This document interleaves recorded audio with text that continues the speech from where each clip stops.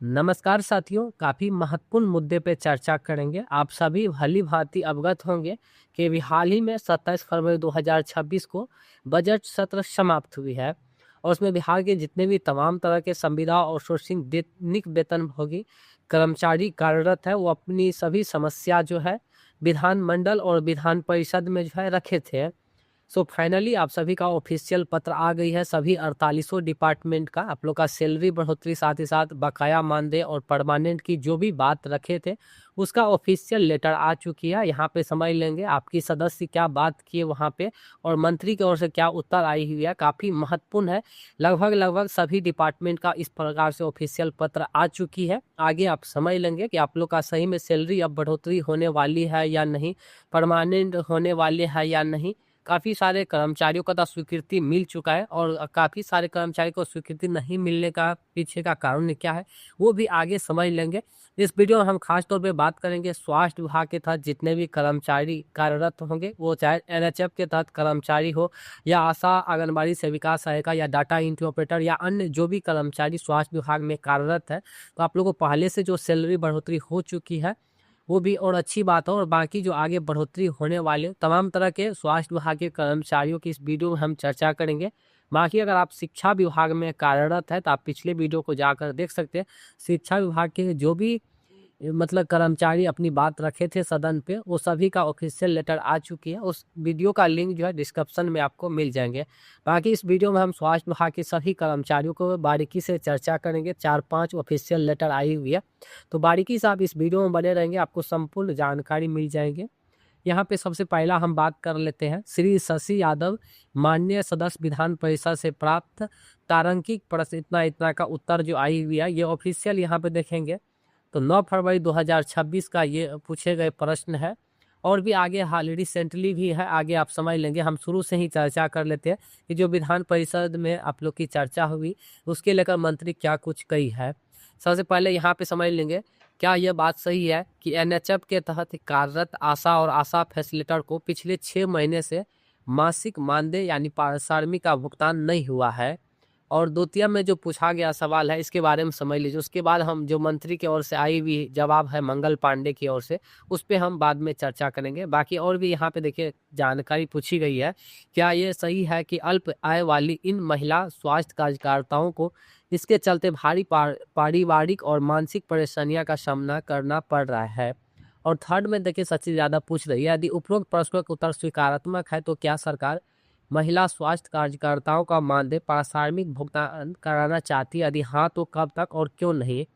Total यहाँ पे देखें 3 सवाल शशि यादव पूछे हैं। उसके जवाब में देखिए श्री मंगल पांडे की ओर से क्या आई हुई है। वस्तु स्थिति यह है कि माह अक्टूबर 2025 से दिसंबर 2025 तक की अवधि का भुगतान एवं कछु के आशा फैसिलिटेटर का माह सितंबर 2025 तक का भुगतान लंबित था। विविध हो कि सभी आशा वो चाहे शहरी क्षेत्र के हो या ग्रामीण क्षेत्र के, एवं आशा फैसिलिटेटर का अश्विन पोर्टल से प्रोत्साहन राशि का भुगतान दिसंबर 2020 से जुलाई 2025 तक सुचारू रूप से चल रहा था। माह अगस्त एवं सितंबर 2025 के डिजिटल फाइल का आंशिक भुगतान किया गया है। माह नवंबर 2025 से राष्ट्रीय स्वास्थ्य मिशन अंतर्गत CFMS 2.0 प्रणाली आधारित SNF स्पर्श लागू किया जा चुका है। हम आपको पिछले वीडियो में जानकारी दिए हैं कि अब आप लोग का पेमेंट जो है SNF स्पर्श यानी CFS 2.0 के माध्यम से भेजे जाएंगे और उस पर आप लोग का पे ID बनानी है। इसके लेकर हम ऑलरेडी पिछले वीडियो में जानकारी दे चुके हैं। बाकी आप लोग का बजट भी आ चुकी है और फाइनली काफ़ी सारे जिलों का आशा कर्मचारी का जो भुगतान हो चुकी है और हो भी रही है। यही 2 से 3 दिन में सभी मतलब जिलों का जो है कंप्लीट कर लिया जाएगा।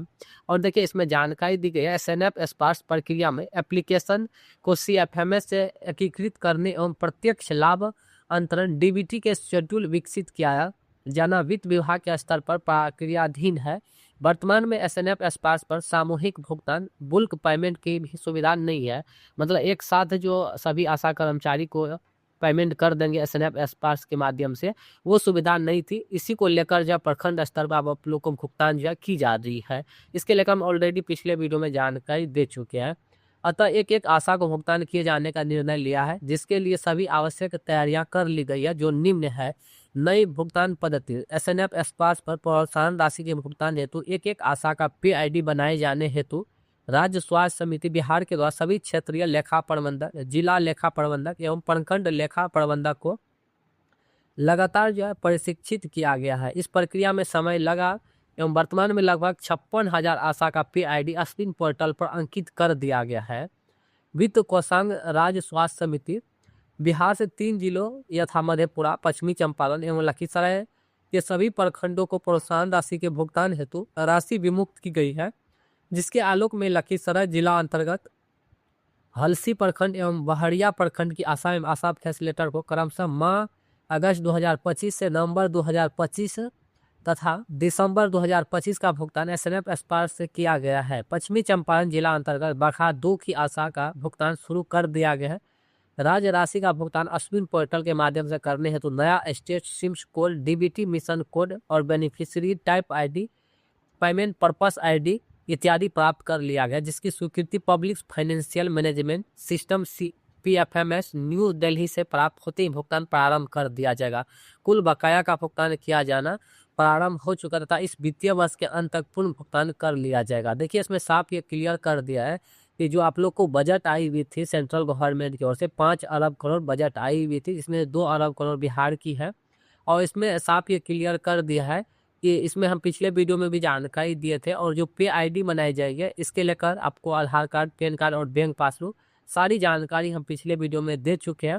और बाकी ये साफ क्लियर कर दिया है कि पेमेंट जो है आप लोग को भुगतान वित्तीय वर्ष यानी 1 अप्रैल से 2025 से 1 अप्रैल 2026 तक जो है ये वित्तीय वर्ष होती है। तो अभी जो है बकाया जोरों शोर से जो अभी चल रही है आशा कर्मचारी का, वो काफ़ी सारे आशा कर्मचारी का पेमेंट जो है आना स्टार्ट हो चुकी है। लगभग जो है ये 5 से 10 दिन के अंदर में सभी जिलों का आशा कर्मचारी का पेमेंट जो है भुगतान कर दिया जाएगा। बाकी इसके लेकर हम पिछले भी वीडियो में जानकारी पूरा डिटेल के साथ दे चुकी है कि आपको PID कहाँ बनानी है, कितना बजट आई हुई है, साथ ही साथ बिहार को कितना बजट मिला। अन्य जो भी आशा की समस्याएं थी वो ऑलरेडी हम काफ़ी सारी जानकारी पिछले वीडियो में दे चुके हैं, और वही जानकारी जो है यहाँ पे मंगल पांडे भी यहाँ पे क्लियर कर दिया है। और अश्विन ऐप यानी CFMS 2.0 के माध्यम से पेमेंट भेजे जाएंगे, उस पर PID बनाए जाएंगे, आपको जिला स्तर से लेकर के प्रखंड स्तर पर फॉरवर्ड कर दिया है।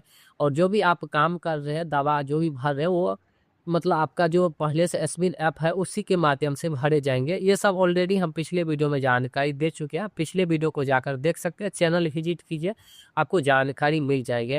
बाकी आगे और समझ लेंगे। और भी कर्मचारी है जो स्वास्थ्य विभाग में कार्यरत है, यहाँ पे देखेंगे ये भी स्वास्थ्य विभाग के तहत कर्मचारी है। डॉक्टर मदन मोहन झा माननीय सदस्य विधान परिषद के तारांकित प्रश्न में पूछे गए जो प्रश्न है जो डॉक्टर मदन मोहन है, और इस प्रकार से इस साइड जो है मंगल पांडे का दी गई जानकारी है। यहाँ पे देखिए डॉक्टर मदन मोहन झा प्रश्न कर रही है कि क्या ये बात सही है कि विभिन्न विभागों में कई भर्तियां निकाली गई है तथा कुछ भर्तियां की प्रक्रिया पूर्ण कर ली गई है, परंतु राज्य में कार्यरत ANM सेविकाओं को विगत लगभग 9 महीने से जो है भुगतान नहीं किया गया है।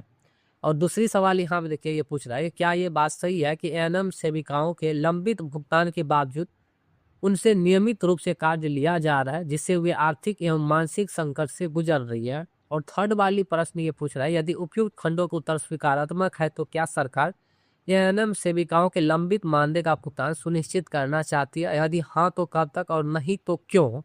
देखिए ये जो पूछे गए प्रश्न है 23 फरवरी 2026 का है, और इसके विचार में देखिए जो मंगल पांडे कर रही है, वस्तु स्थिति यह है कि विज्ञापन संख्या 7/2022 के अंतर्गत बिहार तकनीकी सेवा आयोग पटना द्वारा ANM के पद पर नियुक्त हेतु प्राप्त अनुशंसा के आलोक में विभागीय आदेश संख्या 577 दिनांक 29/2025 द्वारा कुल 7468 ANM की नियुक्तियां पदस्थापन राज्य के विभिन्न स्वास्थ्य केंद्रों में की गई है। उक्त नवनियुक्त कर्मियों को वेतन भुगतान हेतु विभागीय पत्रांक संख्या 51/6A दिनांक 6/2/2026 द्वारा सभी सिविल सर्जन को निर्देशित किया गया है कि नवनियुक्त एवं योगदानोपरांत कार्यरत 7333 ANM कर्मियों में से लगभग 6500 कर्मियों का वेतन भुगतान किया जा रहा है। अब शेष कर्मियों का वेतन भुगतान तकनीकी एवं प्रक्रियात्मक कारणों से लंबित है, जिसका निराकरण करते हुए वेतन भुगतान की कार्रवाई शीघ्र पूर्ण कर ली जाएगी। मतलब साफ ये क्लियर कर दिया जो बजट आई हुई है वो बजट से जो है मतलब भुगतान करने को लेकर आदेश जो है फाइनली ये 6/2/2026 को ही दे दी गई है सभी सिविल सर्जन को। इसके लेकर हम पिछले भी वीडियो में जानकारी दिए है। और आप लोग को पेमेंट नहीं मिला है तो बहुत जल्द जो है भुगतान कर दिए जाएंगे। इसमें यहाँ पे सोचने वाली बात है, यहाँ देखिए नव नियुक्त एवं योगदानोपरांत कार्यरत 7333 ANM कर्मियों में से लगभग 6500 कर्मियों का वेतन भुगतान किया जा रहा है। मतलब अभी जो कार्यरत है टोटल 6500 ANM कर्मचारियों का वेतन भुगतान किया जा रहा है। शेष कर्मियों का वेतन भुगतान तकनीकी एवं प्रक्रियात्मक कारणों से लंबित है, जिसका निराकरण करते हुए वेतन भुगतान की कार्रवाई शीघ्र पूर्ण कर ली जाएगी। बाकी जो शेष ANM कर्मचारी होंगे उसके लेकर कुछ तकनीकी समस्या जो भी हो वो कारण यहाँ पे नहीं बताई गई है, वो फिर सुधार हो जाएंगे। उसके बाद बचे जो 7333 में से जो 6500 को भुगतान करने के बाद जो बच जाएंगे शेष उसका भी भुगतान कर दिया जाएगा। ये साफ क्लियर कर दिया है, तो आप भुगतान को लेकर चिंता नहीं कीजिए। बाकी आगे समझ लेंगे। और भी स्वास्थ्य विभाग के तहत कर्मचारी है। बाकी कर्मचारी तो काफ़ी सारे हैं स्वास्थ्य विभाग में, लेकिन हर कर्मचारियों को यहाँ पे आवाज़ नहीं दी गई थी और न ही इस प्रकार से सभी कर्मचारियों का सवाल का जवाब आ ही गया। बाकी आगे समझ लेंगे। यहाँ पे समझ लेंगे ये भी हेल्थ डिपार्टमेंट यानी स्वास्थ्य विभाग का ही प्रश्न है। और ये पूछा गया है नवल किशोर यादव माननीय सदस्य विधान परिषद द्वारा पूछे जाने वाले तारांकिक प्रश्न डायरी संख्या इतना इतना। और ये जो पूछे गए प्रश्न है 23 फरवरी 2026 का है। देखिए ये पूछ रहा है कि क्या मंत्री हेल्थ डिपार्टमेंट ये बतलाने की कृपा करेंगे कि क्या यह बात सही है कि वर्ष 2010 में स्वास्थ्य विभाग द्वारा परीक्षा लेकर के आयुष चिकित्सकों NHIM को संविदा पर राज्य के अतिरिक्त प्राथमिक स्वास्थ्य केंद्र APCSC में बहाल किया गया, जो विगत 15 वर्षों से कार्यरत है। तो देखिए मंत्री कर रही है, वस्तु स्थिति यह है कि वर्ष 2010 में राष्ट्रीय स्वास्थ्य मिशन के तहत आयुष चिकित्सकों का राज्य स्वास्थ्य समिति के माध्यम से मानदेय के आधार पर संविदागत नियोजन किया गया था। ये बात बिल्कुल सही है। और सेकेंड में मंत्री पूछ रहा है क्या यह सही है कि वर्ष 2010 में बिना परीक्षा लिए रोस्टर बनाकर आयुष चिकित्सकों को नियमित बहाली की गई, परंतु 2020 से कार्यरत आयुष चिकित्सकों संविदा पर ही अब तक कार्य कर रहे हैं। देखिए इसके लेकर मंत्री कर रही है, वस्तु स्थिति यह है कि वर्ष 2010 में आयुष चिकित्सकों की कोई नियमित नियुक्ति नहीं की गई थी। वर्ष 2024 में विज्ञापन संख्या 4/2020 में से लॉ 2020 के तहत अनुशंसित आयुर्वेदिक यूनानी एवं हेमोपैथिक चिकित्सा पदाधिकारी आयुष फिजिशियन आयुर्वेदिक यूनानी एवं हेमोपैथिक के कुल 2901 पदों पर नियमित नियुक्ति रोस्टर गठन के उपरांत बिहार तकनीकी सेवा आयोग के माध्यम से की गई। उक्त नियुक्ति में पूर्व से कार्यरत संविदागत चिकित्सकों को कार्य अनुभव का लाभ प्रदान किया गया था। और यह यहाँ पे देखिए लास्ट में पूछ रहा है यदि उपयुक्त खंडों के उत्तर स्वीकारात्मक है तो क्या सरकार उक्त संविदागत संविदा कर्मी आयुष चिकित्सकों को अविलंब नियमित करना चाहती है, यदि हाँ तो कब तक और नहीं तो क्यों।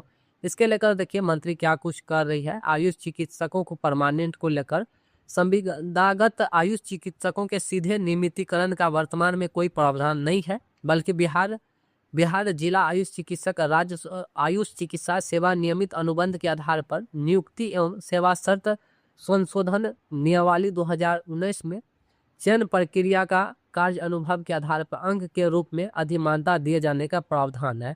इसमें से साफ क्लियर कर दिया है, सीधे तौर पे जो है आप लोग को परमानेंट नहीं कर सकती है। बाकी जो भी चयन प्रक्रिया है वो कार्य अनुभव के आधार पे जो है आपको अधिमानता दिए जाएंगे। और भी अन्य जो भी एग्जाम होगी उसमें और या जो भी बहाली आई हुई है उसमें अगर आप भाग लेते हैं तो अंक में अधिमानता में जो है छूट देने की यहाँ पे बात कही जा रही है। तो बाकी इस प्रकार से स्वास्थ्य विभाग के अंतर्गत जो पूछे गए प्रश्न है इसके लेकर हम चर्चा किए। बाकी अभी तक अगर आपका इसमें चर्चा नहीं हुई है तो आप हमें कमेंट कीजिएगा। जैसे ही ऑफिशियल हमारे पास लेटर आएंगे तो उसके लेकर हम चर्चा करेंगे। बाकी आप स्वास्थ्य विभाग में कौन सा पद पे काम कर रहे हैं और क्या जानकारी लेना चाहते हैं जल्द से जल्द हमें कमेंट करेंगे। तो आपकी कमेंट की जो भी मतलब समस्याएं होगी उसके लेकर हम जल्द विभाग की ओर से जानकारी लेने का कोशिश करेंगे और नेक्स्ट वीडियो में आप लोग को हम अवगत करवाएंगे। बाकी और भी कोई कन्फ्यूजन है इसके लेकर तो आप हमें कमेंट कर लीजिएगा। बाकी आप फेसबुक पे देख रहे हैं तो पेज को फॉलो कर सकते हैं और यूट्यूब पर देख रहे हैं तो आप चैनल को सब्सक्राइब करना चाहते हैं तो कर सकते हैं। धन्यवाद।